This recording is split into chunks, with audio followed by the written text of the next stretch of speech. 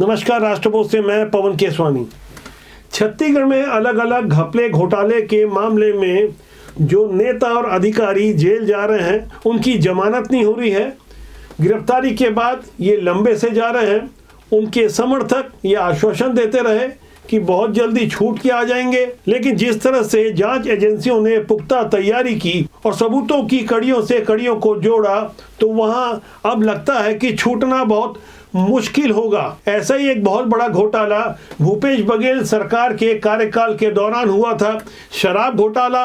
इस मामले में पुराने आईएएस अनिल टुटेजा की जमानत याचिका खारिज करते हुए जस्टिस अरविंद वर्मा ने जो कुछ कहा, उनके एक एक शब्द पर आपको गौर करना चाहिए। अदालत ने क्या कुछ कहा और किस तरह की दलीलें प्रस्तुत की गई, इसे जानने समझने के बाद आपका न्याय व्यवस्था पर विश्वास और मजबूत हो जाएगा। शराब और कोयला घोटाले वाले मामले में भी कई सारे सफेदपोश जेल के अंदर हैं। हाल में ही सीजीपीएससी मेरिट घोटाले के सफेदपोश जेल गए। पुराने आईएएस टामन सिंह सोनवानी के अलावा उद्योगपति श्रवण कुमार गोयल जेल में हैं। इनकी भी जल्दी जमानत होने के कोई आसार नजर नहीं आ रहे हैं। मुख्यमंत्री भूपेश बघेल की पुरानी सचिव सौम्या चौरसिया जेल में है। पुराने आईएएस समीर बिश्नोई से लेकर रानू साहू जैसे तमाम वो चेहरे हैं जिनके बारे में आप अच्छी तरह से जानते हैं। ऐसे ही भिलाई के कांग्रेस विधायक देवेंद्र यादव बीते 17 अगस्त से लगातार जेल में हैं।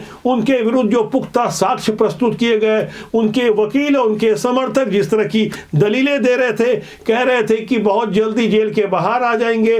जेल में गिरफ्तारी से पहले जिस तरह की छाती पीटते हुए उन्होंने फोटो सेशन करवाया था और जिस तरह से गिरफ्तारी के पहले दम्भ ठोका था, उन सारे दम्भ की हवा निकल गई। देवेंद्र यादव की अगली सुनवाई 9 दिसंबर को होने वाली है। लगातार तारीखें मिल रही है। बलौदाबाजार में बीते 10 जून को एसपी, कलेक्टर और अन्य कार्यालयों में जिस तरह से आगजनी की गई, दस्तावेज जलाए गए, आम लोगों की गाड़ियां तक फूकी गई, संपत्ति का करोड़ों का नुकसान तो हुआ और छत्तीसगढ़ की प्रतिष्ठा जिस तरह से धूमिल हुई और खासकर सतनामी समाज के सुव्यवस्थित आंदोलन के बीच में जाकर जिस तरह से साजिश का कुचक्र रचा गया, भीम आर्मी और भीम सेना जैसे कुछ बाहरी संगठन स्थानीय लोगों को तो भड़काया ही, साथ ही देवेंद्र यादव की यहां भूमिका भी एकदम स्पष्ट हो गई।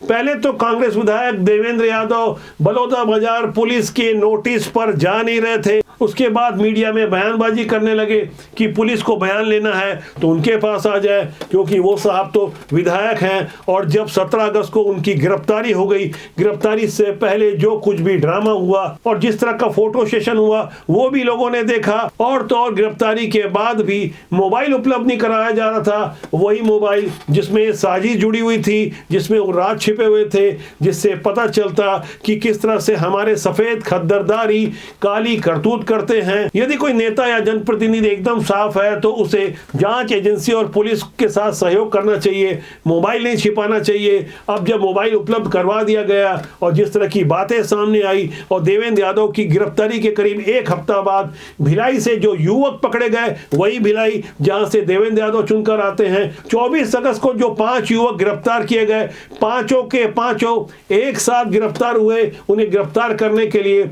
12 पुलिस की गाड़ियां आई थी। जिस तरह से इंटेलिजेंस की रिपोर्ट आ रही थी, उससे पुलिस को भी यकीन था कि स्थानीय स्तर पर विरोध होगा और ऐसा हुआ भी। पूर्व नियोजित साजिश की कुल मिलाकर पूरी तैयारी की गई थी, जो आज की तारीख में पूरी तरह एक्सपोज हो चुकी है। शराब घोटाले वाले मामले में भी रईसों ने बड़े बड़े वकील खड़ा किए थे। हाई कोर्ट से लेके सुप्रीम कोर्ट तक पूरी ताकत लगा दी। फिलहाल शराब माफियाओं की एक पूरी लॉबी जेल के अंदर है। इन लॉबी को समर्थन देने वाले इनके जो सूत्रधार रहे, अनिल टुटेजा, डॉक्टर आलोक शुक्ला जो आईएएस रहे और अरुणपति त्रिपाठी जैसे ऐसे नौकरशाह जो तनख्वाह तो सरकार से लेते थे, यानी जनता के नुमाइंदे थे, जनता के पैसे से नौकरी करने वाले ये नौकरशाह जनता को किस तरह से लूट रहे थे, इसके मजबूत सबूत आने के बाद बिलासपुर हाई कोर्ट के जस्टिस अरविंद वर्मा ने ने अनिल टुटेजा की जमानत आवेदन खारिज करते हुए सुप्रीम कोर्ट के एक फैसले का हवाला देते हुए कहा कि भ्रष्टाचार राष्ट्र के लिए खतरा है, एक गंभीर अपराध है, इसलिए आरोपी को दंडित करना बहुत जरूरी है। जबकि अनिल टुटेजा के पक्ष में उनके वकील की ओर से ये दलील दी गई कि उनके मुवक्किल के विरुद्ध कोई सबूत नहीं है, ये राजनीतिक षड्यंत्र है, उन्हें झूठे केस में फंसाया गया और तो और कुछ बीमारियों का हवाला दिया गया। इसके बाद हाई कोर्ट ने जो कुछ कहा, उनके एक एक शब्द को आप गौर करें। अनिल टुटेजा की जमानत खारिज करते हुए हाई कोर्ट ने कहा कि याचिकाकर्ता अनिल टुटेजा, अरुणपति त्रिपाठी और अनवर ढेबर के साथ सिंडिकेट का मुख्य हिस्सा रहे हैं। यह स्पष्ट है कि याचिकाकर्ता शराब घोटाले के मुख्य आरोपियों में से एक था। उसने सरकारी अफसर होने के नाते पद का दुरुपयोग किया, अन्य आरोपियों के साथ शराब की अवैध बिक्री में शामिल रहा। जहां तक चिकित्सा मुद्दों के मामले में समानता के आधार का संबंध है, जिसमें कहा गया कि वो ऑस्टियोआर्थराइटिस, यकृत विकार, जीजीटीपी यानी यकृत क्षति और हाइपोटेनमेनिया, हाई ब्लड प्रेशर, हाइपोथायराइड और चिंता से पीड़ित हैं। इस मामले में हाई कोर्ट ने कहा कि ये कोई बहुत गंभीर बीमारी नहीं है, जबकि उसके मुकाबले जिस तरह का अपराध किया है, जिसने अपराध किया है, जिस तरह से अपराध किया है, वो सारी कड़ियां समझने के बाद इन्हें जमानत नहीं देनी चाहिए। ऐसे लोगों की असल जगह जेल भी है। इतना ही नहीं, इस मामले में हाई कोर्ट ने कहा कि भ्रष्टाचार मानव अधिकारों का उल्लंघन है,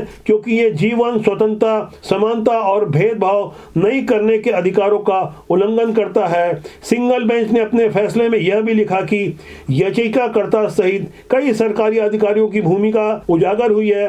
अपराध में उनकी भूमिका स्थापित हुई है। जांच से पता चला है कि याचिकाकर्ता ने अन्य सह आरोपियों के साथ मिली भगत कर सिंडिकेट को रिश्वत के भुगतान की सुविधा प्रदान करने के लिए महत्वपूर्ण भूमिका निभाई थी। माननीय बिलासपुर हाई कोर्ट के जस्टिस अरविंद वर्मा की इन बातों से आपको यकीन हो गया होगा कि हमारी अदालतें किस तरह से भ्रष्टाचारियों के विरुद्ध कड़ा रुख अख्तियार करती हैं और साथ ही भ्रष्टाचार को राष्ट्र के लिए खतरा मानती हैं। लेकिन छत्तीसगढ़ के बहुचर्चित शराब घोटाले मामले में, जिसमें प्रारंभिक जांच में पता चला कि 2,500 करोड़ का ये घोटाला फिलहाल पकड़ा गया है, जिसमें नकली होलोग्राम से लेकर नकली शराब और कई अन्य मामले भी जुड़े हुए हैं। इस मामले की विडंबना सबसे बड़ी यह है कि यहाँ अधिकारी तो पकड़े जा रहे हैं, कारोबारी तो पकड़े जा रहे हैं, लेकिन उन सफेद पोश का क्या होगा जिन्होंने नोट बनाए, जनता को लूटा, लेकिन उनके कहीं हस्ताक्षर नहीं है, उनके विरुद्ध सबूत नहीं मिल पा रहे हैं। आपके पास यदि कोई सबूत हो तो सीधे हमें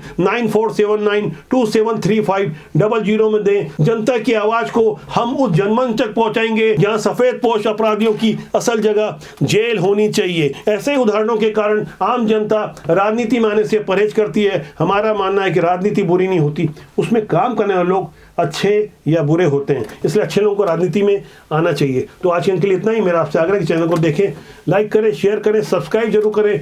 बहुत जल्दी मेरी आपसे फिर मुलाकात होगी। नमस्कार।